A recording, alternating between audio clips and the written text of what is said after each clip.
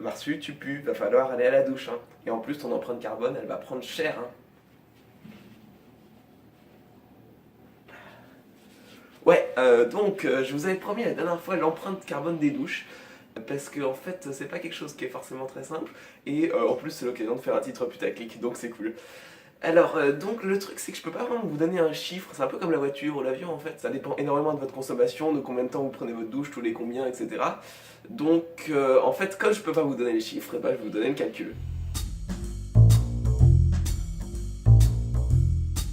Donc, pour vous aiguiller un petit peu, je pense qu'il y a un premier truc qui est bon à voir, c'est que le truc qui est pas trop dur à calculer pour la douche, c'est combien d'énergie ça coûte. Et pour ça, le truc bon à se prendre, c'est que si vous avez fait un peu de thermodynamique, vous devez savoir que chauffer, ça coûte énormément d'énergie.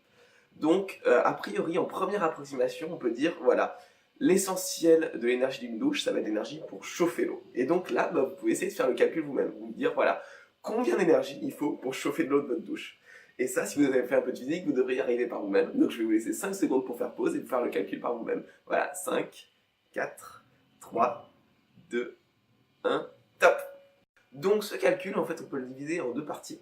Tout simplement, donc on va appeler ET, l'énergie thermique qu'il faut pour chauffer l'eau de la douche. Et en fait, c'est tout simplement le volume d'eau, V, fois l'énergie qu'il faut pour chauffer 1 litre. Et ça, on peut encore le décomposer. En fait, le volume, c'est le temps passé sous la douche fois le débit de la douche, en litres par minute. Et l'énergie qu'il faut pour chauffer 1 litre, c'est en fait l'énergie qu'il va falloir pour chauffer 1 litre de 1 degré, multiplié par delta T, qui est l'augmentation de température que vous voulez atteindre. Et alors, on peut calculer tout ça. Alors, T, c'est le temps que vous passez sous la douche, ça, je peux pas le savoir. D, c'est le débit de la douche, on va voir ça tout à l'heure. L'énergie qu'il faut pour chauffer 1 litre d'eau de 1 degré, ça c'est la thermodynamique qui le dit, et donc on va regarder ça aussi. Et le delta T, donc l'augmentation de température, et on va voir ça tout de suite, c'est la différence entre la température de l'eau quand elle arrive froide et quand elle en sort chaude. Et alors ça doit dépendre de la saison, ça doit dépendre de si vos canalisations sont enterrées ou pas. Disons grosso modo, l'eau arrive à 15-20 degrés en moyenne entre l'été et l'hiver, et disons qu'elle ressort à 35-40 degrés selon la température où vous prenez votre douche. J'ai gardé 20 degrés parce que ça me fait un chiffre rond, c'est plus pratique pour les calculs, hein. J'ai pas envie de me traîner à 22 ou à 25.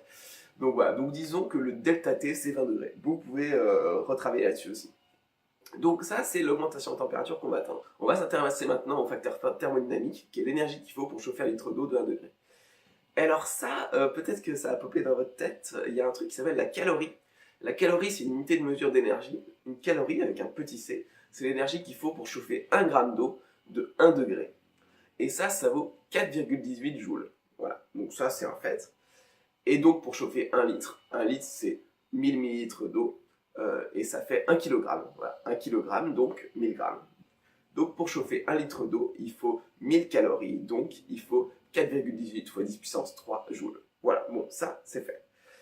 Ensuite, on peut multiplier par l'augmentation de température, donc 20 degrés, donc on obtient 8,36 10 puissance 4 joules. Et ensuite, il nous reste le reste. Et ben, en fait, le débit, et ben ça, en fait, il suffit tout simplement de le mesurer. Et pour mesurer ça, vous avez tout simplement besoin d'un chronomètre et d'un verre doseur. Tu viens, merci, on y va.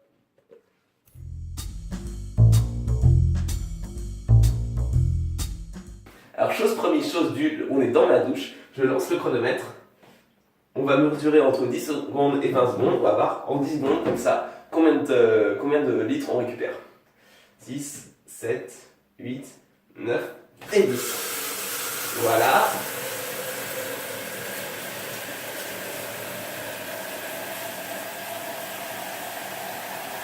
Go. Donc là, évidemment, il faut se mettre sur une surface plane pour vérifier. Bon, grosso modo, on a un peu plus d'1 litre, 1 litre 10, disons. Bon, il faudrait regarder plus en détail. Donc je peux pas vous montrer la mesure finale parce que en fait sur mon verre doseur on voit rien, les radiations sont blanc sur blanc, mais j'ai trouvé 1,1 litre et donc j'ai refait la mesure 10 fois pour être un petit peu plus sûr du résultat, et donc voilà les mesures. Et donc on trouve un débit moyen par minute de 7,19 litres par minute avec un écart type de 0,4 litres par minute. Donc en gros on peut garder 7,2 litres par minute. Voilà, bon ça c'est une information intéressante.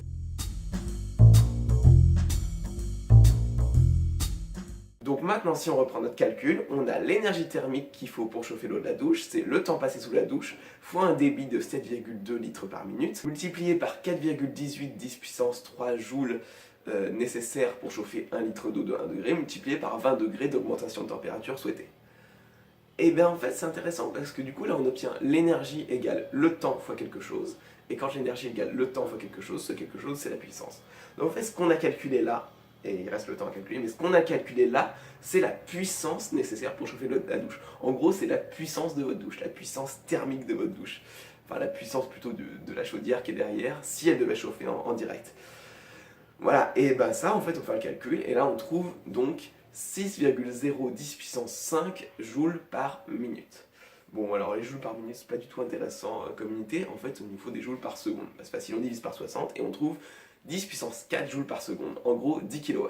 Donc si vous voulez un chauffe-eau qui chauffe votre eau en temps réel, il faut 10 kW de puissance. C'est assez énorme. Souvent les compteurs électriques ça fait même pas cette puissance-là. En général un compteur électrique c'est 6-9 kW. Des fois c'est 12 kW, mais bon en général voilà. Donc c'est balèze 10 kW de puissance. Voilà, ça nous fait c'est 6 bouilloires quoi, 6-7 bouilloires en même temps quoi. Donc c'est costaud quand même. Donc 10 kW c'est assez impressionnant. Et donc si on prend une douche de 10 minutes, ça nous fait 1,7 kWh. Alors maintenant la question c'est combien ça fait de CO2. Alors là ça dépend beaucoup de quelle énergie vous utilisez pour chauffer l'eau. Et donc par exemple si vous chauffez au gaz, alors le gaz en fait il y a un chiffre qui est intéressant, c'est que pour avoir 1 kWh d'énergie thermique à partir du gaz, eh ben on sait combien de gaz il faut brûler et donc on sait combien de CO2 ça fait. Et ça en fait le chiffre c'est à peu près 200-230 grammes de CO2 pour obtenir 1 kWh d'énergie à partir du gaz. Et donc à partir de là, si on fait x 1,7, eh ben on trouve à peu près, disons, 400 grammes de CO2 pour une douche. Et donc c'est pas négligeable, hein, ça fait 5 bananes. Une banane c'était 80 grammes, donc 400 grammes ça fait 5 bananes. Et si on reprend l'objectif arbitraire de la dernière fois, qui était 100 bananes par jour, ou 8 kg de CO2 par jour, et ben on trouve que c'est 5%. Voilà, donc une douche de 10 minutes, c'est 5% de votre empreinte de la journée, si vous avez un objectif un peu ambitieux. Donc voilà, du coup, il y a des économies à faire là-dessus potentiellement. Si vous chauffez au fioul, c'est 1,5 fois plus, grosso modo. Le fioul c'est moins bien que le gaz en termes de CO2, donc voilà, 1,5 fois plus, on est à 600 grammes. Si vous chauffez à l'électricité, là c'est plus compliqué, parce qu'il y a vraiment des questions assez conceptuelles sur quel CO2 est émis par l'électricité. Et donc en fait il y a plusieurs modèles. Ce qu'on peut voir avec l'électricité, c'est qu'il y a un peu deux grosses manières de voir le calcul. Donc la première c'est de dire le coût moyen. Le coût moyen de l'électricité c'est voilà, on a un réseau électrique avec plein de moyens de production différents qui produisent de l'électricité pour tout le monde. Les émissions de CO2 de ce réseau varient en fonction de l'heure, hein, donc ça dépend à quelle heure vous utilisez votre douche, enfin surtout à quelle heure vous utilisez votre chauffe-eau, pas à quelle heure vous utilisez votre douche, hein, c'est à quelle heure l'électricité est pompée. Et là ça nous donne en fait une quantité de CO2 moyenne par kilowattheure électrique. Et donc ça nous fait à peu près entre 40 et 60 grammes de CO2 par kilowattheure. Bon, je vous donne les sources. Et donc ça en fait c'est plus je dirais votre responsabilité dans l'émission de CO2 du kilowattheure électrique. Évidemment, si vous chauffez l'électricité, vous chauffez au nucléaire, hein, donc vous ne produisez pas que du CO2, vous produisez des déchets nucléaires et des risques d'accident nucléaire. Voilà, il ne faut peut-être pas oublier ça quand même. Ensuite, il y a une deuxième manière de faire le calcul, c'est de dire, tiens, je veux pas savoir quelle est ma responsabilité moyenne, je veux savoir si je décide d'allumer mon chauffe-eau à tel moment ou de ne pas l'allumer justement à tel moment, quelle va être la différence. Et en fait, le truc, c'est que si vous allumez votre chauffe-eau, il y a une centrale électrique qui va devoir produire un peu plus pour satisfaire votre demande. Et en général, les centrales qui font l'ajustement de la production, c'est les centrales au gaz. Donc si vous êtes dans un moment où il y a déjà suffisamment de consommation, et bien en fait, votre consommation supplémentaire va être prise en charge par une centrale au gaz. Et là, étant donné le rendement de la centrale au gaz qui est de 33%, ou 30% à peu près, et ben vous bouffez un facteur 3 par rapport à brûler le gaz directement chez vous. Et donc on est à 600 grammes de CO2 par kilowattheure, donc votre douche arrive à 1,2 kg. Voilà, donc ça c'est important, et ça c'est la méthode donc du coût marginal. Le coût marginal c'est vraiment l'idée de se dire, tiens, si moi je fais une action là, quel va être l'impact direct de cette action? Voilà, donc si j'allume mon chauffe-eau à une heure où il y a déjà pas mal de demandes d'électricité, c'est une centrale au gaz qui va se mettre en route, ou des fois une centrale au charbon qui va se mettre en route pour satisfaire ma demande. Et si je l'éteins, c'est une centrale au gaz qui va baisser en régime pour ne plus satisfaire ma demande. Et ça, donc, ça donne la méthode du coût marginal. Et là, on est entre donc, 400 et 600 grammes de CO2 par kilowattheure. Donc c'est 10 fois plus. Hein. Donc, du coup, voilà. Donc c'est pas du tout... C'est une question presque philosophique. Voilà, dire, tiens, qu'est-ce qui m'intéresse? Est-ce que ce qui m'intéresse, c'est d'avoir un mode de vie réaliste où ma consommation moyenne d'énergie est viable au niveau de la planète? Ou alors, est-ce que je vais avoir un impact direct par mon action aujourd'hui en me disant, tiens, je veux qu'aujourd'hui je fasse diminuer les émissions de CO2 du pays, et ben ça, si je coupe mon chauffe-eau, enfin si je dépense moins d'électricité, ça va avoir pour effet de faire baisser en régime une des centrales au gaz du pays. Et ça, c'est un impact assez important. Donc on a tous les chiffres de CO2, on a des trucs entre 40 grammes et 1,2 kg de CO2 pour une douche de 10 minutes. Alors c'est très variable, mais c'est l'histoire de coût marginal et coût moyen qui changent les choses. Mais bon, déjà, il y a un truc qu'on a oublié hein, dès le début, c'est l'impact écologique de l'eau froide. Et alors ça, bah, c'est facile, elle était dans la vidéo précédente. Donc on a vu que l'eau froide, c'était 54 grammes par mètre cube. Donc là, vous sentez venir, on fait 54 grammes par mètre cube et on consomme 70 litres en 10 minutes, 72 litres en 10 minutes, et bah, ça nous fait à peu près 4 grammes de CO2. Donc 4 grammes, comparé par exemple aux 400 grammes que vous consommez si vous faites du gaz, et ben c'est 1%. Donc en gros, le CO2 émis pour produire l'eau froide, c'est quasiment négligeable devant le CO2 utilisé pour chauffer cette eau froide. Donc en gros, vous pouvez prendre des douches froides à gogo. Voilà, en tout cas, du point de vue de votre impact carbone, la douche froide c'est excellent, voilà, c'est vraiment génial. Point intéressant d'ailleurs, on peut aussi faire la vaisselle à l'eau froide. Alors je sais pas trop comment ça marche, est-ce que ça me lave aussi bien, mais je pense qu'en fait ça lave assez bien aussi. Et du coup, ça peut être un point intéressant aussi, parce que enfin, l'eau chaude pour la vaisselle c'est pareil, hein, le robinet de la vaisselle, il fait aussi 10 kW de puissance, quoi, sans doute. C'est avoir le débit d'un robinet de vaisselle, mais vous pouvez refaire l'expérience par vous-même. Donc voilà, vous avez un peu l'empreinte carbone de vos douches. Je sais qu'il y en avait qui s'est intéressé en particulier.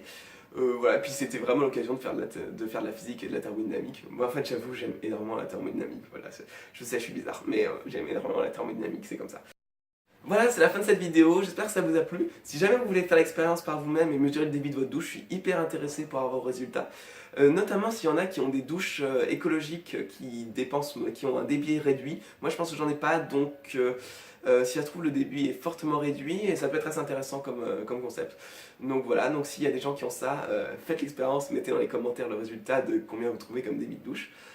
Voilà, donc encore une fois, le but de cette vidéo c'était plus de vous apprendre à faire des calculs de physique que de vraiment savoir l'empreinte carbone des douches. Parce que si vous savez faire des calculs, vous aurez vraiment beaucoup plus d'informations que tout ce que je peux vous donner dans mes vidéos. Donc vous avez vu que le titre de la chaîne a changé, maintenant c'est Civitano. Donc c'est un jeu de mots en espéranto entre savoir qui se dit si et citoyen qui se dit Civitano. Voilà, le C se prononce ts. En gros, l'idée de la chaîne, ça va être de vous donner des éléments pour que vous puissiez vous faire des choix éclairés, notamment en tant que choix citoyen. Voilà, l'idée c'est que vous soyez un maximum informé avec des informations objectives et surtout des informations techniques. Voilà, en fait c'est beaucoup plus facile d'être objectif sur des informations techniques et scientifiques. Et donc voilà, vous pourrez faire des choix plus éclairés dans votre vie quotidienne et dans votre vie de citoyen. Voilà, j'espère que cette vidéo vous a plu. N'hésitez pas à la partager, la liker, la commenter. Un grand merci à Antonin, Maël, Lucille, Caroline, Guillaume, Sébastien, Quentin et Tom pour leur retour sur ma vidéo sur les bananes quand elle était en version alpha. Voilà, donc ils m'ont fait plein de retours super utiles. Il reste une seule faute de frappe, vous pouvez la trouver si ça vous amuse. Et moi maintenant je vous dis à bientôt, salut!